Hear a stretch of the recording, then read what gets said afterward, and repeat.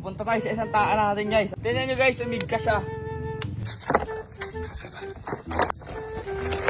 Ngayong araw guys, samahan nyo nga pala kami magtaan ditong panghuli natin ng mga kungo. At syempre guys, magluto na rin dito sa taas ng ating treehouse. At samahan nyo na rin kami guys pumudrip dito, tara!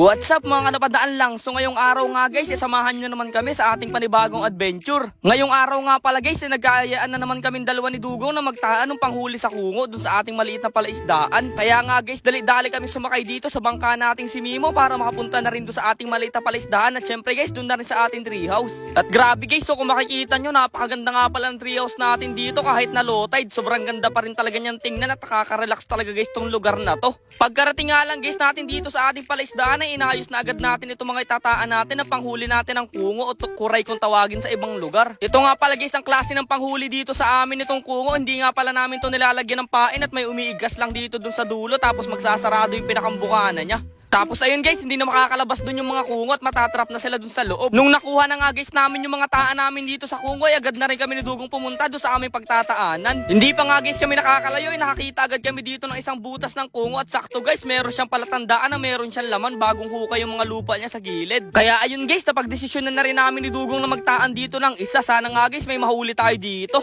Tapos maya maya lang guys, pagkaisod lang namin ng konti, nakakita na naman kami na isang butas dito na may bagong hukay na naman ng putik sa gilid niya. Ito kasi guys sa mga sign o palatandaan para malaman nyo kung may laman yung butas o wala. Kaya nga ayun, agad rin namin nilagay itong pangalawa naming taan dito. Pagkalipat nga lang guys namin dito sa may kabilang lugar, ay grabe, napakalaking butas ng kungo yung nakita namin dito sa part na to. At syempre guys, nilagyan ko na rin siya nitong malaki naming taan para magkasya siya. Grabe guys, sana pumasok to kasi napakalaki nito. Tapos dito naman guys sa part na to, napagdesisyon na namin Dugong na lumipat do sa kabilang part nitong palaisdaan kasi dun daw mas malalaki, sabi sa akin ni Dugong. Nag-text daw kasi guys kay Dugong yung mga kungo na dun daw sila nakatira.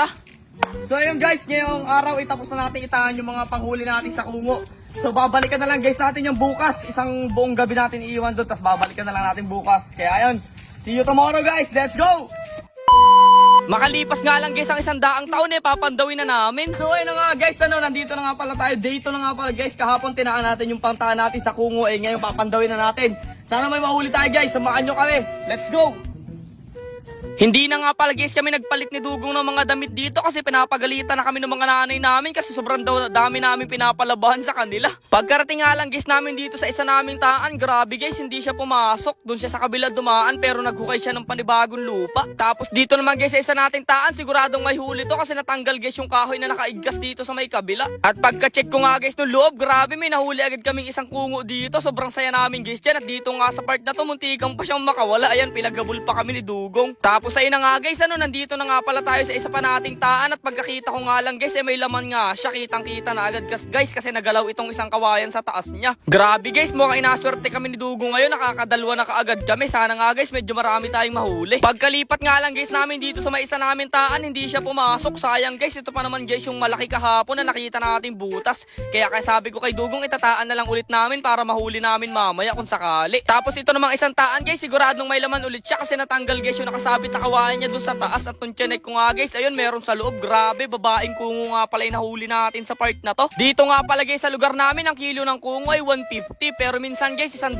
na lang pag medyo marami yung labas nila at ligas talaga sila. Kahit nga guys, mura lang ito dito sa lugar namin. Nung mga panahon na bata pa kami ni Dugong, ay pinagtsatsagaan namin tong hulihan para lang makarami kami. Syempre guys, para na rin may pambaon kami ni Dugong sa school nung mga panahon na yon. Tapos ayun na nga guys, nung natapos na nga kami sa pagpandaw ng ating mga tinaan ng panghuli ng kungo, ay grabe guys, 3 piraso lang yung nahuli natin ngayong araw. Pero okay na rin yan guys, at least binigyan pa rin tayo ni Lord kahit 3 piraso, pwede na rin guys yung pang ulam. Sabi nga guys, kahit anong bagay yung pagkaloob sa atin ni Lord, dapat hindi tayo magreklamo at lagi tayong masaya. Kaya ayun guys, dali-dali nga kami umakyat dito sa taas ng treehouse natin para mailagay na rin yung mga gamit at makapaghanda na rin sa ating pagluluto. At pagkaakyat ko nga lang guys dito sa may taas ng treehouse natin, bumungad na naman sa akin ito nakaka-relax na view dito. Grabe, sobrang ganda talaga guys dito at parang paraiso talaga palagi. Napakasarap rin nga pala guys matulog dito sa tanghali kasi sobrang lakas talaga ng hangin. Tapos ayun na nga guys, nagpasigaan na nga agad kami didugong dito ng apoy.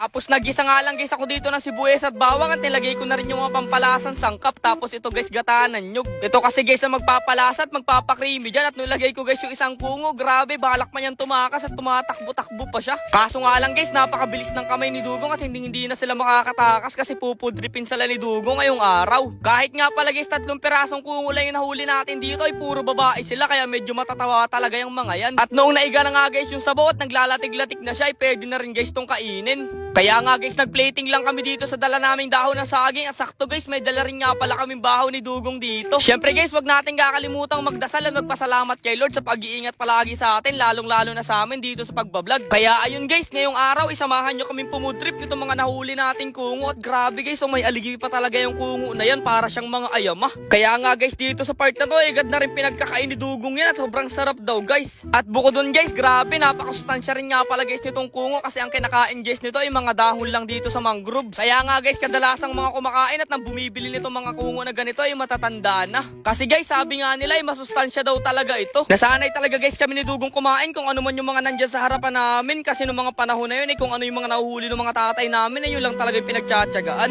So ayun guys, kakain muna tayo, tatapusin na lang namin to. Ayan, salamat sa panonood at pakishare ng video. Kita-kits na lang ulit bukas. Bye bye! Salamat sa panonood guys.